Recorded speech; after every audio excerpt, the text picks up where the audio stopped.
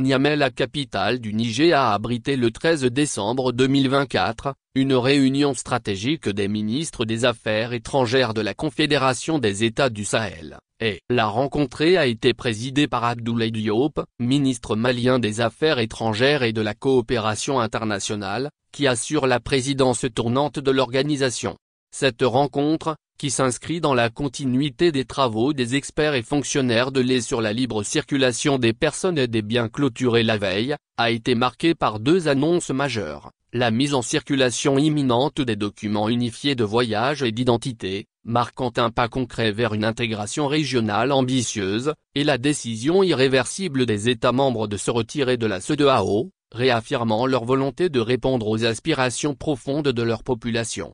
Lors de cette rencontre, les ministres ont salué les progrès réalisés dans l'harmonisation des documents de voyage et d'identité, un projet phare visant à faciliter la libre circulation des personnes et des biens dans l'espace est fruit des réunions ministérielles précédentes, notamment celle tenue à Bamako le 22 novembre 2024. Cette initiative symbolise l'engagement des États membres à renforcer l'intégration régionale. La mise en circulation imminente de ces documents est présentée comme une étape décisive pour fluidifier les échanges économiques et humains au sein de la Confédération.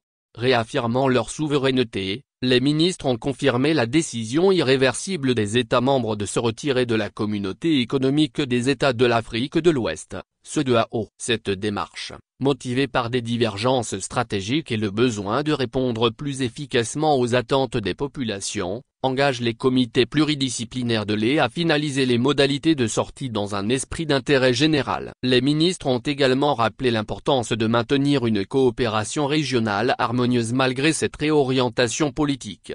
Les avancées dans la lutte contre le terrorisme ont également été mises en avant. Les forces de défense et de sécurité, FDS, des États membres ont enregistré des succès notables grâce à une coordination renforcée et l'opérationnalisation de la force unifiée. Les ministres ont salué la résilience des populations face aux crises et réaffirmé leur détermination à éradiquer le terrorisme sous toutes ses formes.